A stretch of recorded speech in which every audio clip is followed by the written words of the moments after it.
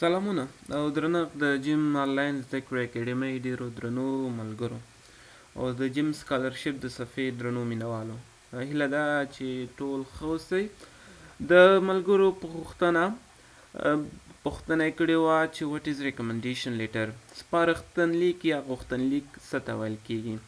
نو موږ او تاسې باید کله چې یو سکالرشپ ته اپلای کوو، غواړو هغه سکالرشپ وګټو، نو موږ او تاسې باید دوه ریکمنډیشن لیټر اصل کې ډېر د مکتب یا د لیسې څخه او یا هم که چیرې ماسټرۍ ته ثبت نام کوو د پوهنتون څخه ولرو. اوس راځو وایي چې وټ از ریکمنډیشن لیټر. ریکمنډیشن لیټر څه ته ویل کیږي او څنګه کولی شو موږ ریکمنډیشن لیټر څنګه کو جوړ کو او واخلو. ریکمنډیشن لیټر چې په لیټر آف ریفرنس یا ریفرنس لیټر هم یادیږي یو ډول سند دی یا هم لیک دی چې لیکوال پکې د یو مشخص کس د کردار، وړتیا او معیارونو په اړه په لنډه توګه یو څه لیکي. لیکوال په دغه لیک کې کوښښ کوي چې د مشخص فرد هغه وړتیاوې چې په یو ځانګړې برخه کې لري په دغه لیک کې ولیکي او هغه یو ادارې یا پوهنتون ته په دې اړه سپارښتنه کوي چې یاد کس په دغه مشخصه برخه کې وړتیا لري او تاسې باید دغه شخص استخدام کړئ. ریکمنډیشن لیټر عموما د دندې په یو انسټیټیوټ یا پوهنتون کې د داخلي او یا هم سکالرشپ اخیستو لپاره ورکول کیږي او یا هم اخیستل کیږي. که چیرې یو سکالرشپ ته تاسې اپلای کوئ، فرض مثال اوس د ترکیې سکالرشپونه راغلي، تاسې ورته اپلای کوئ، نو 2 دانې ریکمنډیشن لیټر تاسې څنګه دي پکار دی، باید تاسې دا ریکمنډیشن لیټر څنګه کوئ ترلاسه کوئ. نو مونږ یادونه وکړه چې دا هم یا د پوهنتون د استاد لخوا ورکول کیږي او یا هم د مکتب د استادانو لخوا. څوک باید ریکمنډیشن لیټر ورکړي او باید له چا واخیستل شي؟ څوک باید ریکمنډیشن لیټر ورکړي؟ ریکمنډیشن لیټر باید له یو داسې کس څخه واخیستل شي چې تاسې له یو څه مودې راهیسې پیژنئ، مثلا یا مو ورسره په اداره کې کار کړی او یا مو هم استاد پاتې شوی وي.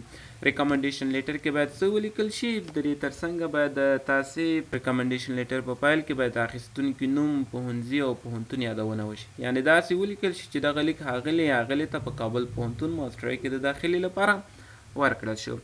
البته ریکمنډیشن لیټر چې دی دا به تاسې په دې باندې پوهیږئ کله چې یو دنده تاسې پرېږدئ باید دغه دندې ریکمنډیشن لیټر تاسې واخلئ، یا که چیرې سکالرشپ ته اپلای کوئ نو باید ریکمنډیشن لیټر تاسې څنګه کوئ واخلئ. لومړی راځو ریکمنډیشن لیټر کې څه لیکل کیږي. لومړی تاسې لیکل کیږي چې میډم سر دس ریفرز ټو عبدالله خان اپلیکیشن فار د ماسټر پروګرام اټ د کابل یونیورسټي. تر دې وروسته کله چې دغه ولیکل شو، تر دې وروسته ریکمنډیشن لیټر لیکوال د اخیستونکي کس سره په شناخت باید وغږیږي چې دغه عبدالله څوک دی، په کوم ځای کې زده کړې کړي دي. I know Mr. Abdallah as a student of the BA LLB program at the Faculty of Legal Studies, Nangarhar University, Nangarhar. I taught his class 4 papers, i.e. International Law, International Humanitarian Law, and International Criminal Law. دا د اخیستونکي کس سره په شناخت باید وغږیږي، د هغه پیژندګلوي باید وکړي چې هغه څوک دی، کوم ځای کې زده کړې کړي دي او په کومه برخه کې کړي. بیا تر دې وروسته باید ریکمنډیشن لیټر اخیستونکي پر استعداد او وړتیاو وغږیږي او هغه لاملونه باید ولیکي چې ولې کابل پوهنتون دغه کس ته په ماسټرۍ کې داخله ورکړي. فرض مثال Mr. Abdallah has completed the LLB program at the Nangarhar University. He is hardworking and there has been a perceptible progress in his classroom and academic performance. He is keen to further develop his skills in the field of law.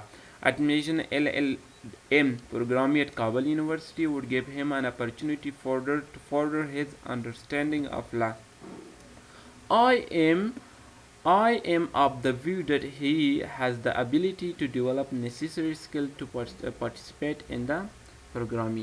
وروستی پاراګراف چې بیا هر کله چې دا ولیکلو په وروستی پاراګراف باید ټول ریکمنډیشن لیټر خلاصوي او لیکوال باید ولیکي چې د پورته دلایلو پر اساس زیات کس په اړه تاسو ته سپارښتنه کوم چې پوهنتون کې څنګه وکړئ داخله ورته ورکړئ. مثلا لیکي I recommended Mr. Abdallah for LLM program at the Kabul University with full scholarship to cover his stay, travel and other related expenses.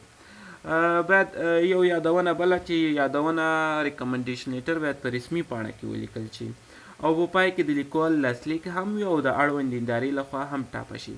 فرض مثال که چیرې د انجینرۍ پوهنځي لخوا د انجینرۍ پوهنځي استاد لخوا دغه ریکمنډیشن لیټر لیکل کیږي، باید د انجینرۍ پوهنځي رئیس څنګه کړي ټاپه کړي.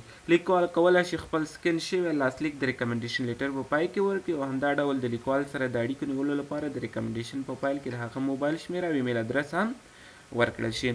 نو کله چې دغه تاسې اخلئ باید دغه د لیکوال ایمیل باید تاسې ذکر کړئ چې څوک درته ریکمنډیشن لیټر درکوي او ترڅنګ یې ټلیفون شماره ځکه چې سکالرشپ ته اپلای کوئ هغوی باید دغه کس ته ایمیل کوي چې دغه کس تاسې ریکمنډ کوئ که نه یې کوئ.